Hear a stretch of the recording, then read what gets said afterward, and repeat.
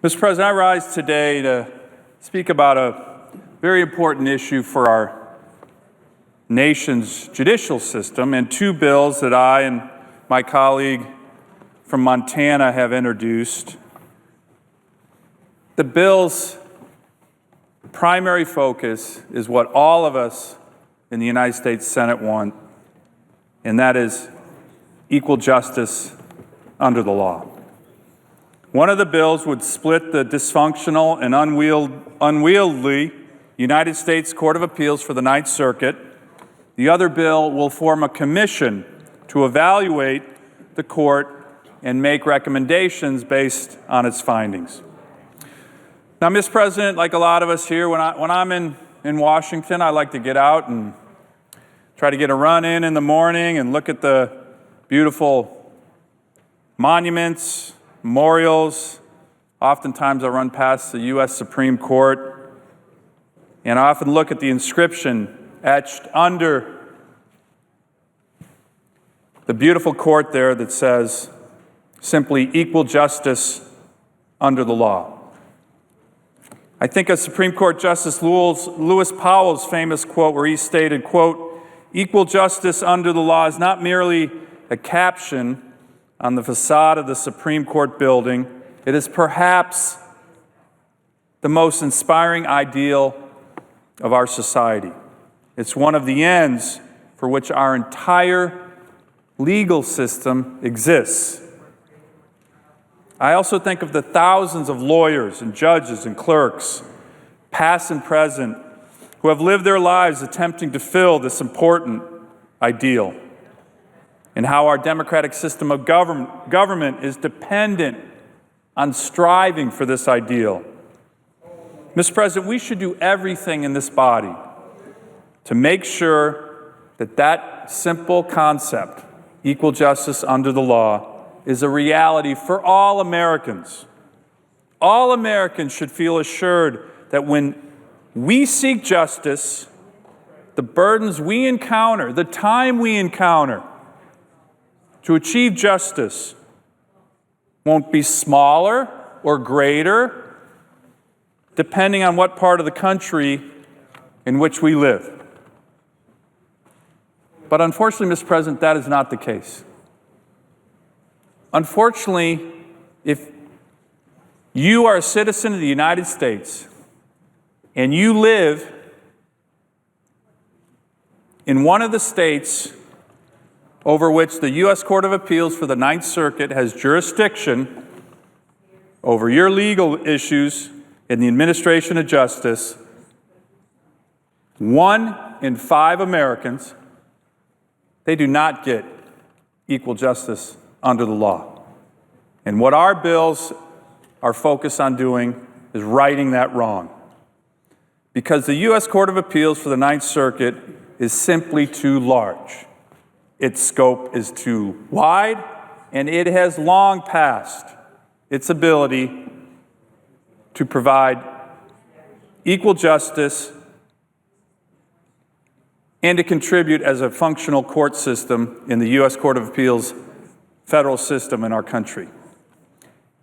This is no surprise, Mr. President. We've known this for decades. Dividing the Ninth Circuit is not a new idea. It's not a radical idea.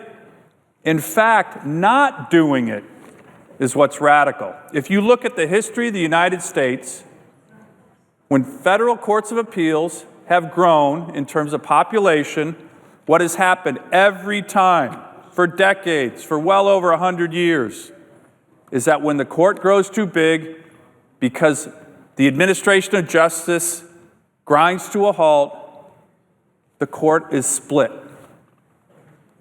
So you have that justice. So that's the usual course of American history. What's not usual is the refusal to do this. Let me give you a few examples. In 1973, a congressionally chartered commission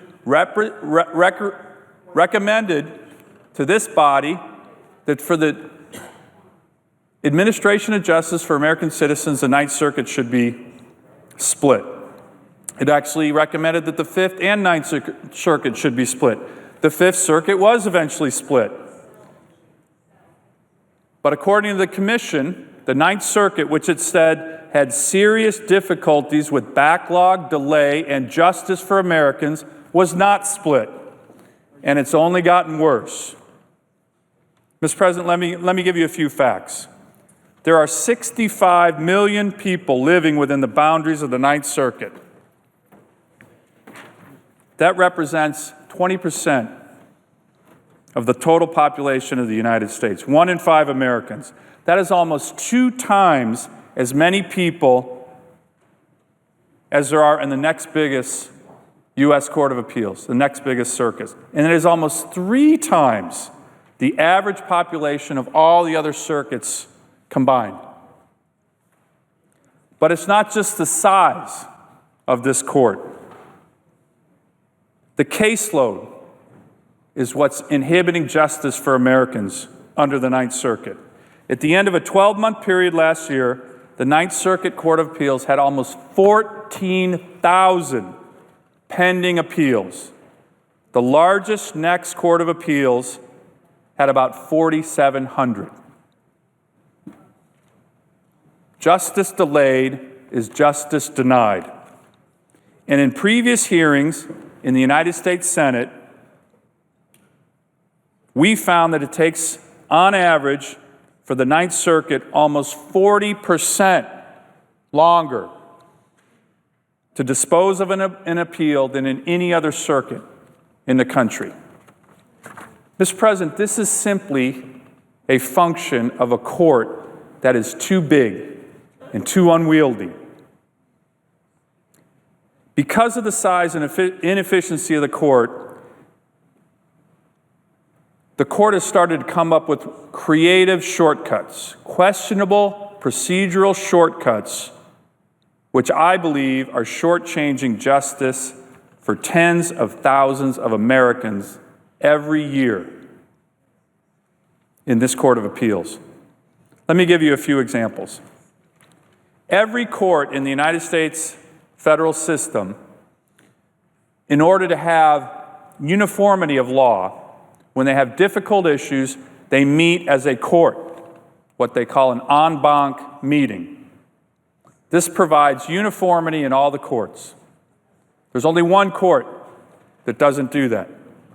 Because it has 29 judges, much more than any other court, the Ninth Circuit does not meet as a whole court. And therefore, it limits the ability to address intra-circuit conflicts with no uniformity in the law of the Ninth Circuit. And you see that again and again and again. Further, and perhaps most alarming, again, because of its size, the Ninth Circuit is the only federal court of appeals where a non-elected, non-appointed, non-Article II judge called an appellate commissioner rules on matters by the thousands that should be handled by judges, by Article III life-tenured judges, not an appellate commissioner who is none of those things. In a 2005 congressional hearing, one of the Ninth Circuit judges testified, quote, that the appellate commissioner resolved 4,600 motions that would otherwise have been heard by judges. Mr. President, this is fast food justice for 1 in 5 Americans who are part of the Ninth Circuit. Mr. President, I'm going to come down to the floor over the next several weeks and speak to my experience on the Ninth Circuit Court of Appeals. I had the opportunity, the honor really, to be a judicial law clerk for one of the most esteemed judges, Judge Kleinfeld of Fairbanks, Alaska, many, many years ago. But I did see firsthand at how the unwieldy size of this Court of Appeals limits justice, not just for Alaskans, but for any citizen who is under the jurisdiction of this court. Chief Justice Warren Burger warned in 1970 that, quote, a sense of confidence in the courts is essential to maintain the fabric of ordered liberty for a free people. He cautioned that inefficiency and delay in our courts of appeals could destroy that confidence. Mr. President, unfortunately, as it's currently constituted, the Ninth Circuit is inefficient, it delays and therefore denies justice for millions of Americans, and we cannot allow the confidence to our system of justice to be undermined by continuing to have a Court of Appeals that is so large, so unwieldy.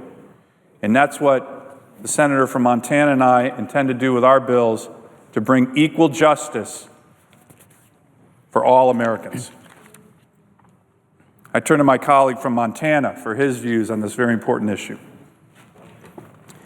I want to thank the junior senator from Alaska, and I appreciate him joining me in this most important effort and the leadership that he has demonstrated on this issue. As the junior senator from Alaska knows, the Ninth Circuit Court is broken. It is overburdened, and it's unable to provide quality service and expeditious justice to the Americans it is supposed to serve. When we offer the Pledge of Allegiance, we close with "and justice for all." As I frequently tell my staff, we in public service are ultimately in the customer service business. As U.S. Senators, our number one job is to represent and to serve the people in our states. Our courts should reflect the same serving mentality as they uphold their responsibility to justice. But when our courts are overburdened and overworked, it's the American people who are left underserved and waiting far too long for justice. Unfortunately, under the current structure, the Ninth Circuit Court of Appeals is unable to provide Americans in the West with the service they deserve. Take a look at this chart behind me. At 64.4 million people served, the current Ninth Circuit is the largest circuit by population, as well as the largest land area. As the junior senator from Alaska will sometimes remind us, if they divide Alaska in two, Texas is the third largest state in the nation. But it's not just about the geographical size of the West. Look at the number of people that are served here in the Ninth Circuit. It includes Montana and Alaska. It includes Washington, Oregon, Idaho, Nevada, Arizona, California, and Hawaii, not to mention several U.S. territories, Guam, and the Northern Mariana Islands. That alone amounts to 20% of the nation's population. So let's put this in context. That's 85% larger than the next largest circuit, which serves just 34.8 million people. And this chart illustrates that well. Needless to say, the Ninth Circuit's caseload is significantly greater than any other circuit. And that means backlogs and that means delays. But not only is it larger, it's disproportionately larger. On average, the Ninth Circuit has had more than 32% of all cases pending nationally. As the junior senator from Alaska mentioned, it currently has over 14,000 cases pending. And as you can see in this next chart behind me, that is 3 times more than the next closest circuit, the Fifth Circuit, which has around 4,700 cases pending. Processing all of these cases takes time. In fact, on average, over the last 5 years, nearly 15 months from appeal to termination. It's time to take a serious look at how our court system can better serve the American people. And that's why Senator Sullivan and I have introduced 2 separate bills to address these challenges. Our bills would bring much-needed reform not just to the Ninth Circuit, but also to the entire federal circuit courts of appeals system. The Circuit Court of Appeals Restructuring and Modernization Act would split the Ninth Circuit Court of Appeals into two circuits, and it provides a more manageable balance of population and geography for both circuits so that Western Americans can be better served by our courts. The Federal Courts of Appeals Modernization Act would establish a commission to study the Federal Circuit Courts of Appeals system and identify changes needed to promote an expeditious and effective disposition of the Ninth Circuit caseload. Now keep this in mind. When we split the circuits into a new Ninth Circuit and the 12th Circuit, the Ninth Circuit would still have a larger caseload than any other circuit. In the new Ninth Circuit's jurisdiction, there would be 40.8 million people. It would continue to maintain its status as first in population. In the 12th Circuit's jurisdiction, this new circuit we would establish, there would be 24.3 million people, which makes it the seventh largest in population among the circuits. It's just a little bit below the average. Those numbers alone should make it clear that reforms are needed. And it's worth remembering that the challenges facing the Ninth Circuit have been long-standing, and the efforts to find solutions are bipartisan.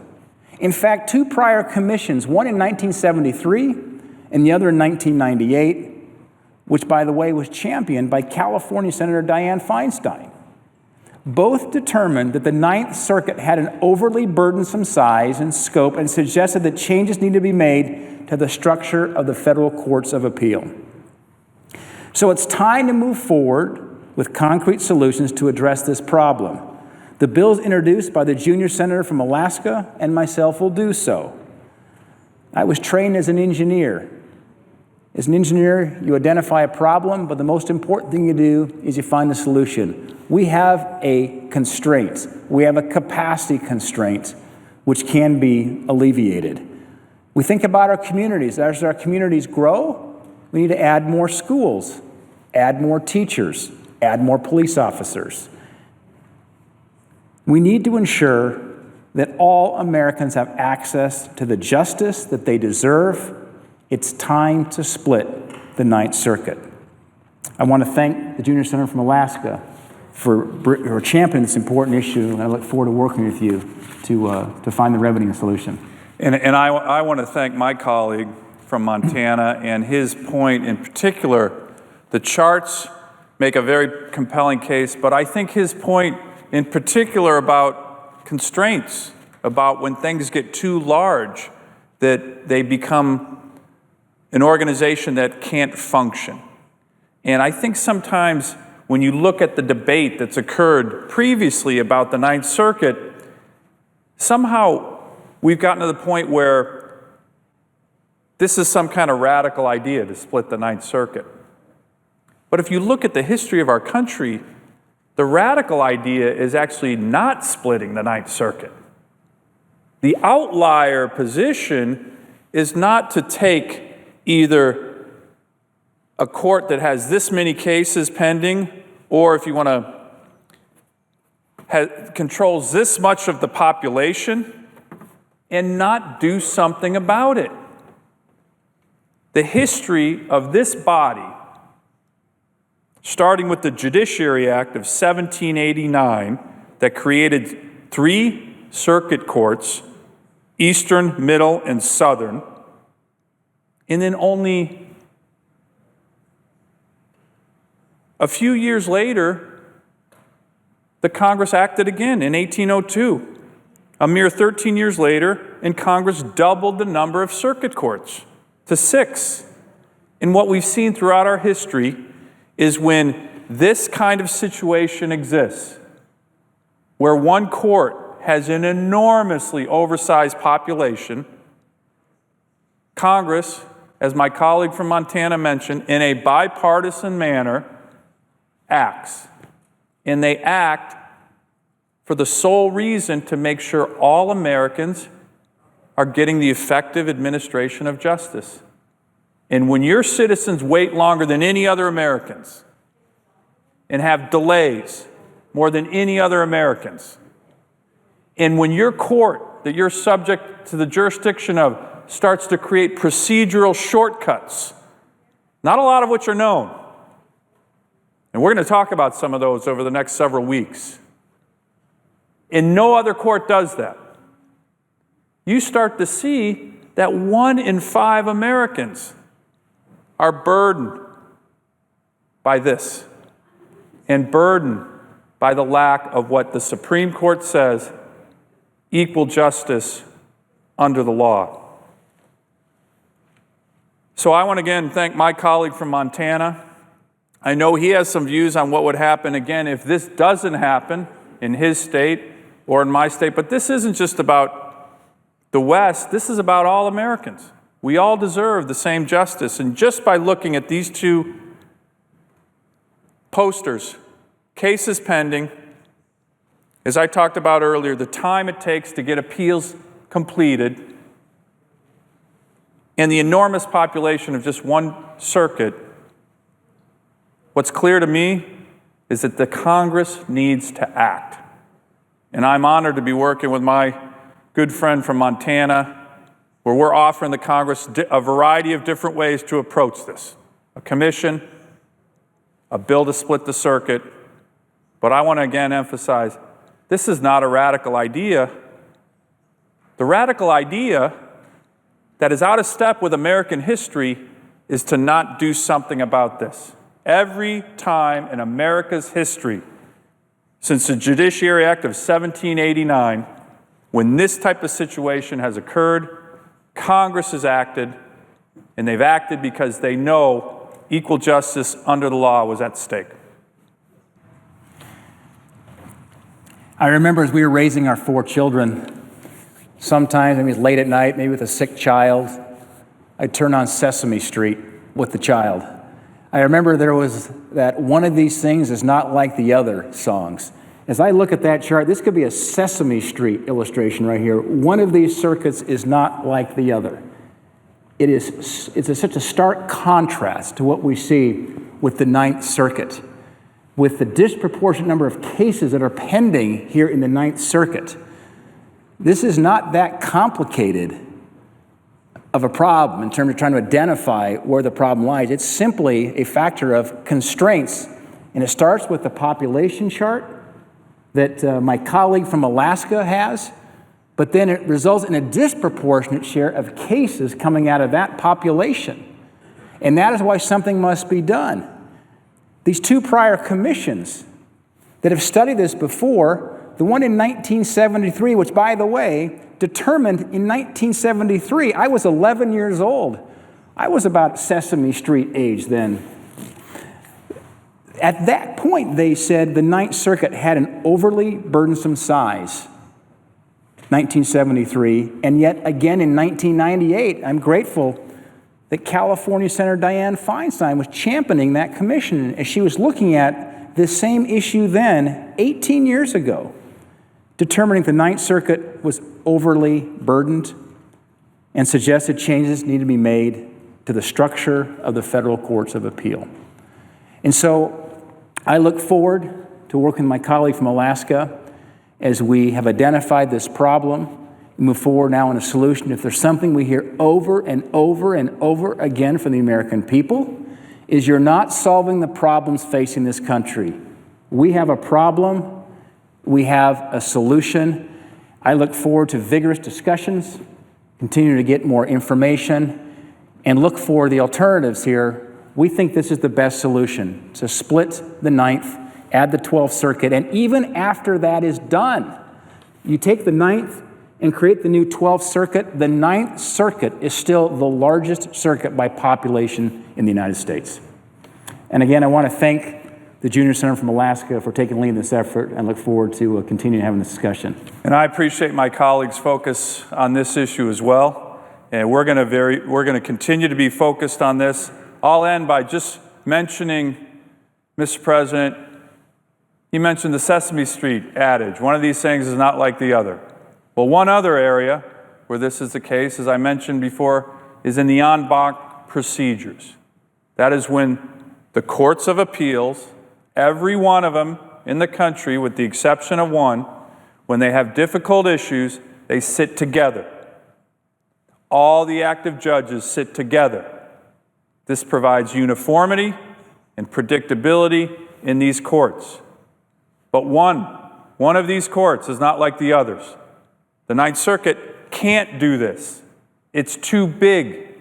So they have developed what's called a limited en banc review, which by definition is incorrect and an oxymoron, because en banc means the whole court.